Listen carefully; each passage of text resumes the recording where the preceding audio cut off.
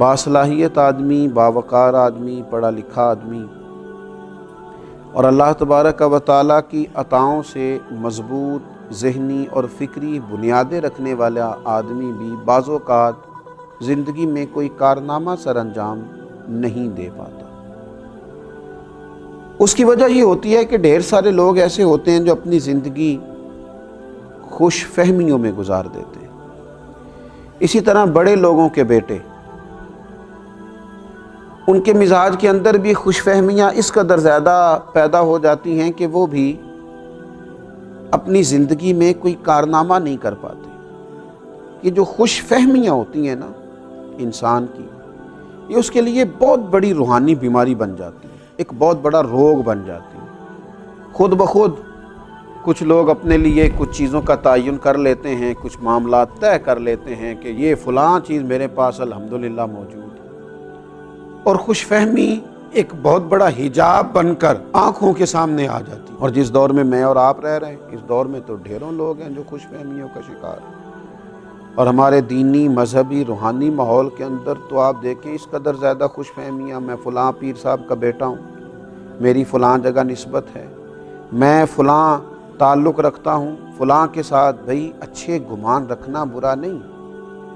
اللہ والوں کی نسبت بڑی چیز ہے، خدا دے یہ دولت تو یہ بڑی چیز ہے، لیکن آپ یہ بھی تو دیکھیں جن کی نسبت پر آپ اتنی خوش فہمی کا اظہار کر رہے ہیں ان کا مزاج کیا تھا۔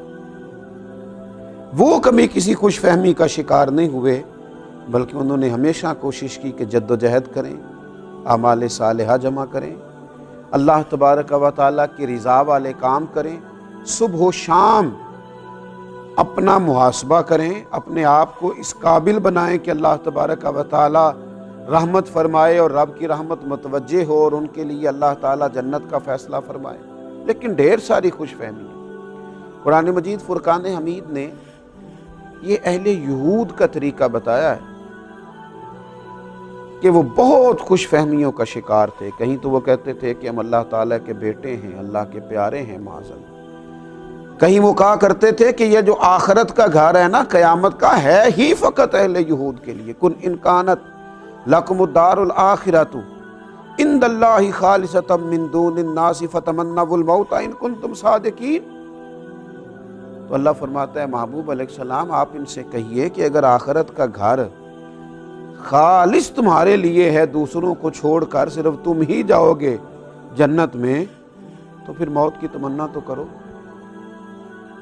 مرنے کے بعد ہی جانا ہے نا تمہیں جنت میں، تو تمنا تو کرو ان کنتم صادقین، اگر تم سچے ہو۔ لیکن ہرگز کبھی موت کی تمنا نہیں کریں گے، کیونکہ انہیں پتہ ہے انہوں نے آگے کیا بھیجا ہوا ہے، تمنا نہیں کریں گے۔ روز دعویٰ کرنا، آپ دیکھ لیں بہت سارے لوگ آپ کو ملیں گے ان کا دعویٰ ہے اوہو الحمدللہ بڑی نسبت ہے، بڑی ثنا خوانی کی ہے، بڑا کام کیا ہے، فلاں کام بڑا کیا ہے، لیکن محلات بھی بناتے جا رہے ہیں، تعمیرات بھی ہوتی جا رہی ہیں، بنگلے بھی تیار ہو رہے ہیں۔ بھئی اگر آخرت کا گھر آپ کے لیے بقول آپ کے، تو پھر آپ کا اٹھنا بیٹھنا آنا جانا تو بتاتا ہے کہ آپ تو مرنے کو تیار ہی نہیں ہیں، آپ کا تو ذہن ہی نہیں ہے، آپ کا تو کوئی ارادہ ہی نہیں ہے، آپ تو دنیا داری اس طرح جمع کر رہے ہیں اس طرح ہمیشہ یہی رہنا ہے، جانا ہی نہیں۔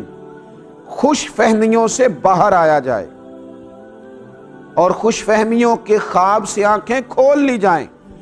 قرآن مجید فرقان حمید ارشاد فرماتا ہے اہل یہود ہی کے لیے، انہوں نے کہا پہلے تو وہ کہتے تھے ہم جنت میں جائیں گے، پھر کہنے لگے اگر کبھی دوزخ میں گئے بھی تو چند دنوں کے لیے جائیں گے، اور ان میں سے بھی بعض لوگ کہتے تھے وہ چند دن جو ہم نے بچڑے کی پوجا کیا وہ اتنے ایک دنوں کے لیے دوزخ میں جائیں گے، اس کے بعد تو پھر جنت بھائی ہماری ہے۔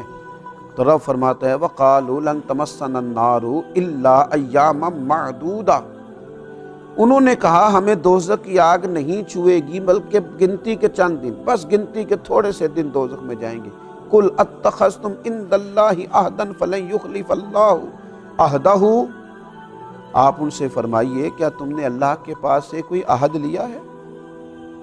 اگر تو تم نے کوئی وعدہ لیا ہے اللہ سے تو پھر تو اللہ تعالیٰ اپنے وعدے کی مخالفت نہیں کرے گا۔ ام تقولون علی اللہ ما لا تعلمون، یا تم اللہ کے متعلق کوئی ایسی بات کہتے ہو جو تم جانتے ہی نہیں۔ بلا وجہ کی خوش فہمیوں میں مبتلا ہو، خوش فہمیوں میں کبھی مبتلا نہ ہو، زندگی حقیقت پسندانہ گزاریں، من آنم کے من دانم، چومتے رہیں لوگ آپ کے ہاتھ، لگتے رہے آپ کے نعرے، چھپتے رہیں آپ کے اشتہار، ہوتی رہے آپ کی تعریفیں، نہ آپ کبھی کسی خوش فہمی کا شکار نہ ہو۔ من آنم کے من دانم، آپ جو ہیں اس کا آپ کو پتہ ہونا چاہیے، آپ کے سجدوں میں کمی نہ آنے پائے، آپ کے استغفار میں کمی نہ آنے پائے، آپ اپنے رب کو راضی کرنے میں کبھی کسی سستی کا اظہار نہ کریں۔ اللہ کے بندوں کی شان یہ ہے کہ والذین یبیتون لربہم سجدا وقیاما، رات سجدے اور قیام میں گزارتے ہیں۔ والذین یقولون ربنا اصرف عنا عذاب جہنم ان عذابها کان غراما، ساری رات سجدے اور قیام میں گزارنے کے بعد صبح کہتے ہیں مالک ہم سے اپنا عذاب دور رکھیو، بے شک تیرا عذاب بڑا سخت ہے، ہمیں سزا نہ دیجیو۔ اور راتی ساری کر کر زاری، نیند اکھاں تھی توندے، تے فجرے اوہی گناہگار کہاون سب تو نیویں ہوندے۔ خوش فہمی میں مبتلا نہیں، امیر المومنین خلیفۃ المسلمین، پیکر صدق و صفا، پیکر شرم و حیا، داماد مصطفیٰ صلی اللہ تعالی علیہ وسلم، حضرت سیدنا عثمان غنی رضی اللہ تعالی، کئی بار میرے نبی پاک علیہ السلام نے فرمایا عثمان جنتی ہے، عثمان جنتی ہے، عثمان جنتی ہے۔ پر حضرت عثمان غنی جب کسی قبر پہ کھڑے ہوتے تو اتنا روتے کہ داڑھی مبارک آنسوؤں سے بھر جاتی۔ غلام عرض کرتا حضور کئی دفعے جنت کی بشارت پانے کے باوجود آپ کا یہ حال ہے؟ تو فرماتے تمہاری بات درست ہے، میرا یقین بھی کامل ہے کہ مجھے میرے رسول پاک علیہ السلام نے جنت کی بشارت دی ہے، پر جس محبوب نے وہ بشارت دی انہی نے فرمایا تھا کہ آخرت کی منزلوں میں سے، قیامت کی منزلوں میں سے پہلی منزل قبر ہے۔ جو یہاں سے کامیاب ہو گیا وہاں بھی ہو جائے گا، جو یہاں ناکام ہو گیا وہاں بھی ناکام ہو، لہذا ڈر آتا ہے، خوف آتا ہے، کہیں اللہ تبارک و تعالی ناراض نہ ہو جائے، خوف آتا ہے۔ یہ ہے خوش فہمیوں سے نکل جانا، حقیقت پسندانہ زندگی گزار۔ یہ روگ ہے بہت بڑا، بڑے سارے لوگ ہیں بڑا کچھ بن گئے، میں ٹیچر ہوں، میں بزرگ ہوں، میں قاری صاحب ہوں، میں علامہ صاحب ہوں، میں پیر صاحب ہوں، میں استاد صاحب ہوں، میں فلاں صاحب ہوں، بن گئے بس ٹھیک ہے بن گئے۔ یہ خوش فہمی ہے، اس سے آگے بھی تو دیکھے نا۔ اور پھر اگر تیرے پاس کوئی نیکی ہے تو تیرے پاس کیا گارنٹی ہے کہ اس کی بارگاہ میں وہ قبول بھی ہے کہ نہیں؟ جو رب کے بندے تھے وہ تو قبولیت کے لیے ترستے رہے، ساری زندگی دعائیں مانگتے رہے کہ کریم تو قبول فرما لے۔ تو خوش فہمیوں کے جنگل سے باہر آئیں، حقیقت پسندانہ زندگی گزاریں۔ اللہ تعالی ہم سب کو حقیقت پسند بنا دے۔ وما علینا الا البلاغ۔